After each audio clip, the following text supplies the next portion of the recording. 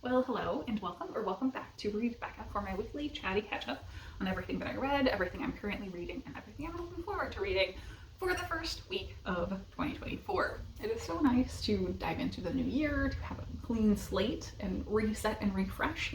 So all of that has been exciting. I've been working a lot on looking back at favorites and also thinking about how to improve going forward. It's been a lot of chaos, but things are returning to normalcy. Looking at my past years, I think my reading is going pretty well so far this month. I've finished 2 books and I've got multiple others that are well in progress. But pretty routinely, the past several years, November and December have been the highest volume reading months of my year. And then January, February comes around and there is a massive drop off. So I'm hoping I can keep up my momentum a little bit more this year and not quite have that massive fall off the cliff in January. We'll see. I'm taking it very easy on myself this first week. So let's dive into the first 2 books that I finished for the year. The first one was A New Year's Day Holiday Romance, and that was Every New Year by Katrina Jackson.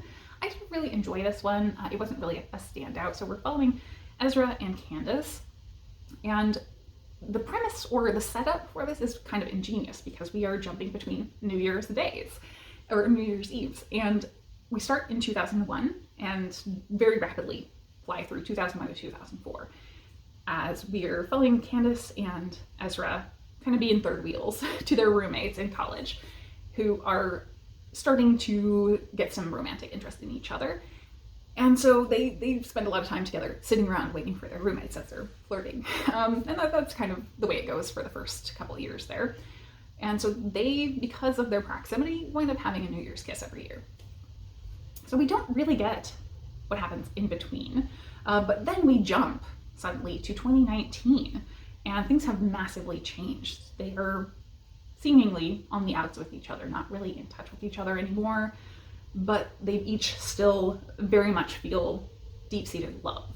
And so from 2019, we then are working backward through the years of what happened between 2004, when it seemed like there was a building romantic tension, and we have spicy scenes, and then all the way up through 2019, what broke down in their relationship.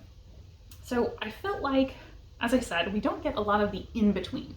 They keep mentioning how they're such good friends, and then internally, both of them absolutely love each other and are pining. So there's a lot of unrequited angst, I would say, to this. I'm not a huge fan of that.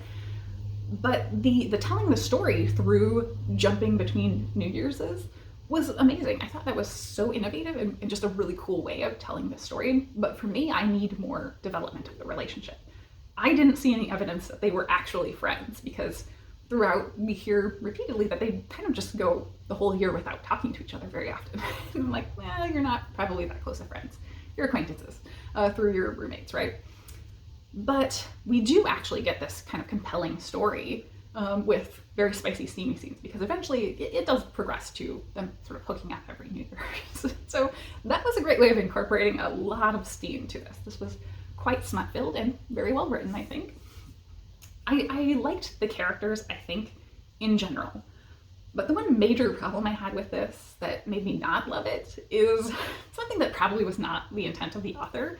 However, this felt like kind of like incel fantasy or incel apologetics, I don't know. Because we are following Ezra as he is this nerd, he is the really truly this is the nice guy. He's a virgin, but yet he's the best she's ever had. Candace is the it girl at the point when they meet on campus, and yet she is head over heels for him, even though he's barely social at all. And once we have jumped to the 2019 point, he is a billionaire tech bro.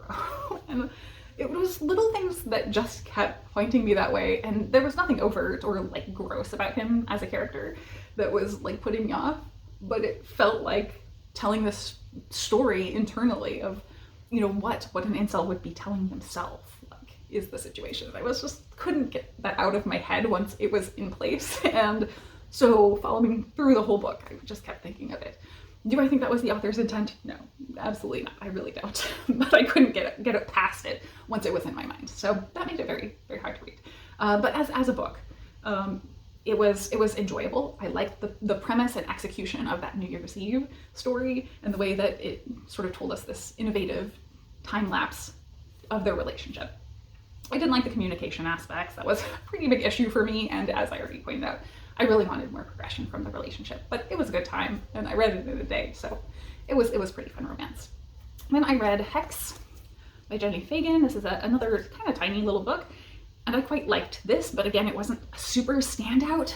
This reminded me very, very much of Comfort Me with Apples by Katrina, which I loved, and I think this was executing on a lot of the same themes and messaging.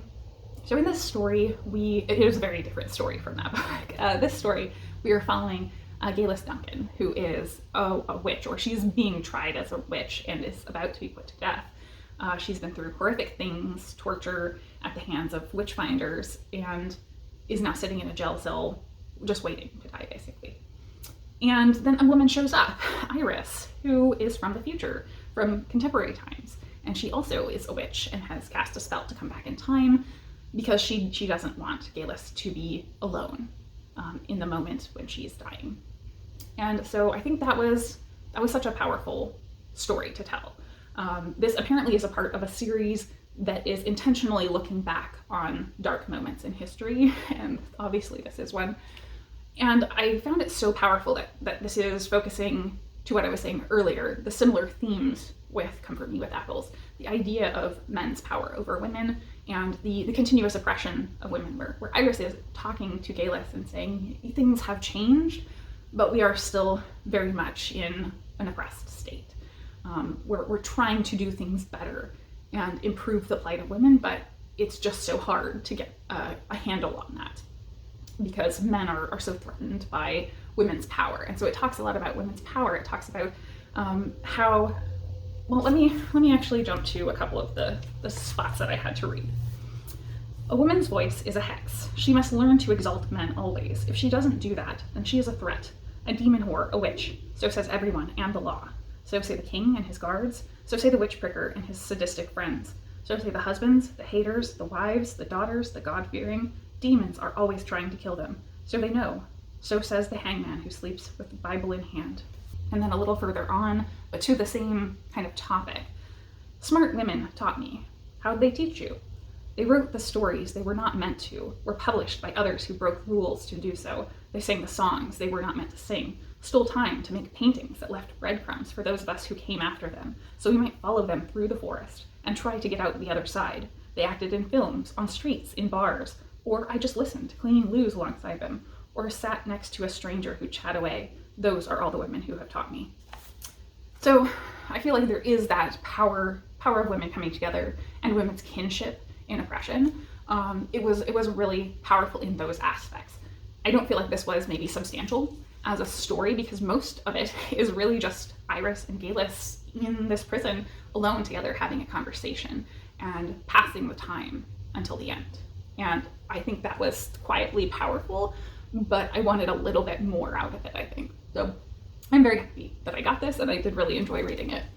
And then the two that I have in progress right now in print, I just started John Wyndham's Day of the Triffids, and I'm about halfway through Fellowship Point by Elliott Dark.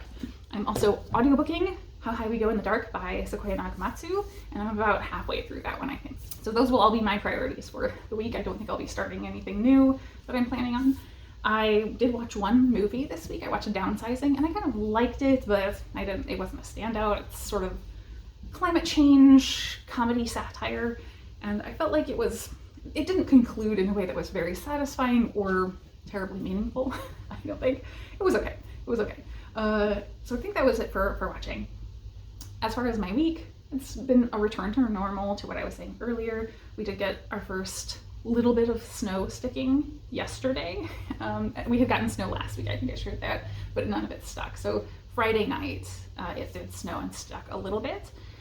So I made a priority to actually get the Christmas decorations outside in because it looks like we're going to get snow every single day this week. So I don't want to be out there in the snow trying to clean up all my holiday decorations outside. Not that I had a ton, it was very easy. So I think that's all done and taken care of. I feel better to have that out of the way. And otherwise it's just getting back to normal routine and work. Having to go into the office a little bit more often after the holidays is annoying. Everything otherwise is going well. I am still actively very much working on my videos. I do have, I think, my nonfiction favorites finalized, so I just need to get into my fiction favorites done and then work on my wrap up of my goals from last year. So that we made good progress on all of the prep work, I guess. So that's been kind of my week. So I think that is it for me today. Thank you all so very much for watching.